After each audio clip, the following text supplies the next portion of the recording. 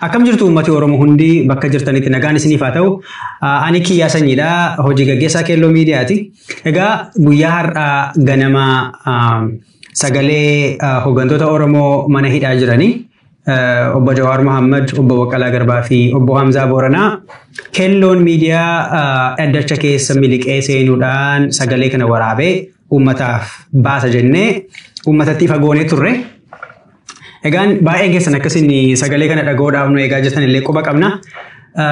Egaa annaawunsii goone yookaan egaa uummatatti baanee sagalee kana baasna jennee dubbannee boodatti kallattii garaagaraadhaan abukaatonni obbo Jawaar fa'aa, obbo Baqqalaa fa'aa akkasumas obbo Hamzaa Booranaa fa'aa nuqunnamuudhaan tarii wanni kun dhiibbaa fiduu danda'u qaba. Darbees immoo sagalee Keelloon Miidiyaa miliqee waraabe kun beekamtii abukaatoon ala wanna ta'eef tarii dhiibbaa fiduu danda'a. Wanna ta'eef wanna kana irratti of eeggannee gaariidha ka jedhu yaada nuuf dhiyeessanii yaada isaan nu dhiyeessan kana ilaalcha keessa galchinee akka Keelloo Miidiyaatti wanni kun faayidaan isaa maalinni, miidhaan isaa maalinni. Keelloon Miidiyaa kan inni hojjetu haqa Oromoo baasuudhaaf malee wanta dhiibbaa namatti fidu yookaan immoo wanta rakkoo namatti fidu kamiyyuu gochuudhaaf fedha hin qabnu. Hojiin keenya uummata keenya tajaajiluudha. Lafa uummati Oromoo sagalee dhabetti sagalee ta'uufidha. So kanaaf akka Keelloo Miidiyaatti wanna kana wal bira qabnee madaallee dhugaadhumatti wanni Jawaar fa'aa dubbatanii wanni obbo Baqqalaan fa'aa dubbatan yoo kan dhaga'amu ta'e kan uummata Oromoo onnachiisu malee kan uummata Oromoo moraaliin isaanii wanni garaagaraa achi keessatti agarree dhugaadhuma dubbachuuf kan namatti horudha. Haa ta'u iyyuu malee wanni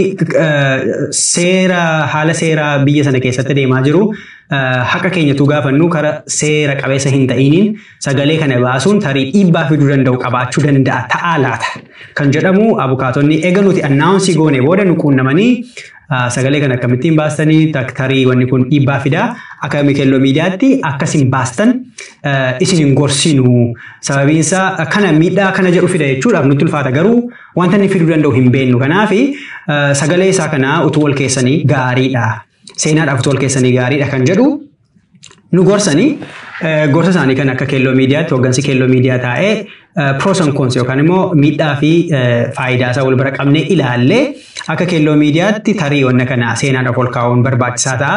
Maaliif Keelloo Miidiyaa daameejii kamiyyuu yookaan immoo gaaga'ama kamiyyuu uumuun barbaannu dhugaadhaatti wanti achirratti dubbatame gaaga'ama uumuu danda'u hin qabu. Akka nuti ilaallutti sababiinsaa akkuma dubbadhe waan isaan dubbatan wanta nama onnachiisu garuu immoo riskii sana fudhachuu mannaati sagalee kana ol kaa'uudhaan gaaf tokko gaafa barbaachisaa ta'e tokko baasna kan jedhu irratti murtii kanarra geenyeera jechuudha. Keelloon Miidiyaa hojiin hojjetamu kun hojii walooti. Nuti akka miidiyaatitti bakka ga'uu dandeenyu geenye hojii nutti uummati amaanaa uummati Oromoo nutti laate hojjechuudha. Hojjennee immoo qophaa keenya hojjennu wanna hunda wanta hojjenne kana immoo qaamota Oromoo garaagaraatu jira, qaamota dhimmi isaanii ilaallatu garaagaraatu jira. Isaan waliin mari'achuudhaan wanti kun Oromoof hin ta'amu hin ta'u, hin miidhamu hin miidhu, hin fayyadamu hin miidha kan jedhu sana ilaallee murtiirra geenya jechuudha. So akka Keelloo Miidiyaatti hojiin irraa eegamu hojjennee jira. Sagalee uummata Oromoo lafa barbaachisaa ta'e mana hidhaas taanaan seenneen baasna, dhaddacha mana murtiis taanaan seenneen baasna, masaraa mootummaas taanaan sagalee danneen baasna. Kun hojii uummati Oromoo lafa uummati Oromoo sagalee dhabetti sagalee ta'uudha hojiin keenya. Kana ammallee waadaa isinii galla haqi Oromoo lafa dhabde hundumatti Keelloo Miidiyaan bitaanis haa ta'u mirgaanis haa ta'u seenee dhugaa jirtu isinii baasuudhaaf duubatti hin deebi'u. Kun waadaadha, amaanaa uummati keenya nutti laatedha. Kanaaf ganamaaf galgala bakka hunda buunee bakka hunda deemnee wanta kana hojjenne jechuudha.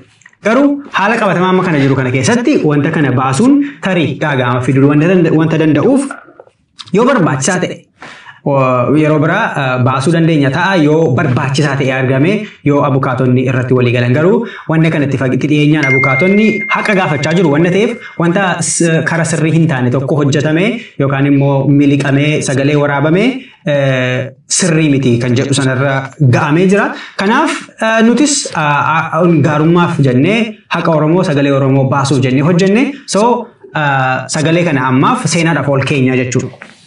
Kana gaafan jedhu dhugaa dubbachuudhaaf taanaan daawwattoota keelloo miidiyaa deeggartoota keelloo miidiyaa uummata Oromoo bal'aa hunda keessaniin dhiifama isin gaafachuun barbaada. Tarii wanni eegaa turtan ta'a namoonni baay'een bilbilaanis teekstiidhaanis karaa feesbuukii keelloo miidiyaas karaa kan dhuunfaa kootiis karaa hojjettoota keelloo miidiyaas hooggantoota keelloo miidiyaa hedduun keessan eegaa jirra meerra sagalee yoon ba'aa hooggantoota keenya ji'a booda sagalee isaanii yeroo jalqabaadhaaf dhageenya jettanii warri eegaa turtan gamanumaan dhiifama isin gaafachuun barbaada. Egaan hojiin keelloo miidiyaa hojjetu dhugaa Oromoo baasu akkasumas immoo amanamummaa uummata keenyaaf qabna. Hooggantoonni mana hidhaa jiran kunis waan isaan dubbatan wanta baay'ee nama onnachiisu haa ta'u iyyuu malee ammaaf garuu barbaachisaa miti. Yoo barbaachisaa ta'es eeyyama gaafatanii warri abukaatonni sagalee waraabuu wanta danda'an natti fakkaata. Garuu wanta ani waadaa isinii galu akka nama dhuunfaattis ta'e akka keelloo miidiyaatti akka garee keenyatti wanti nuti waadaa uummata Oromoodhaaf gallu amaanaa uummata Oromoo nurra kaa'e yookaan immoo amanamummaa uummata Oromoo nurra kaa'e akka laayyootti ni ilaallu. Darbees yeroo isin nuuf laattan yeroo isin teessanii keelloo miidiyaa ilaaltan yeroo keessan akka wanta guddaatti akkasii waan guddaa nu laattanitti ilaalla. Kana jechuun hojii qulqullina qabu hojii dhugaa duwwaa irratti hundaa'e hojii dhugaa Oromoo baasu irratti xiyyeeffannee wanta qulqulluu ta'e isinii baasna. Haga ammaas wanni nuti gochaa turre sana amma immoo kana caala jabaannee dhugaa Oromoo baasuudhaaf murannoo guutuudhaan itti seennee jirra. Akkasumas miidiyaalee Oromoo kan biroo jiran wajjiniin walitti dhufeenyaan hojjechaa jirra. Miidiyaa hunda waliin. So egaan har'aaf akkasin nuuf kolchitan abdii guddaan qaba. Gara fuulduraatti keelloon miidiyaa sagalee uummata Oromoo bakka hunda seene dhugaa Oromoo jirtu hamma humni keenya danda'e. Amma hojjettoonni keenya danda'an. Amma gareen keenya danda'e hunda bakka yeroo keenya tuutti hin qusatiin enerjii keenya tuutti hin qusatiin hojjechuudhaaf waadaa seennaa. Akkuma sila jedhee saharraa akkasin nuuf kolchitan gamanumaan isin gaafachaa. Keelloon miidiyaa gara fuulduraatti ciminaan jabinaan kana caala jabaatee hojii keenya itti fufna. Isinis waan nu daawwattaniif waan nu deeggartaniif waan nu gorsitaniif yoo nuti balleessine wanta nuti dheekkamtaniif galatoomaa fayyaa ta'a. Hojiin hojjetamu kun hojii walooti. Hojii walooti gaafa jennu qaama garaagaraatu involvementii qabaa. Hojiin Oromoo kuni akka miidiyaatti nuti akka wanta nurraa eegamu hojjechuudhaaf murannoo guutuu qabna. Kanumaan jechuu barbaade galatoomaa fayyaa ta'a. Ammas irra deebi'ee nuuf kolchaa dhiifama nu godhaa jechuun barbaada. Odeeffannoo kana caalu tarii. Odeeffannoo kana caalu gola diinaa keessa gallee baasuudhaaf hin hojjenna. Kun immoo hojiin kun investigative journalismiin akkasumas immoo wantoota argachuudhaaf rakkisoo ta'an irratti fookas goonee dhugaa Oromoo baasuudhaaf hin hojjenna. Fayyaa ta'a ulfaadhaa. Galatooma.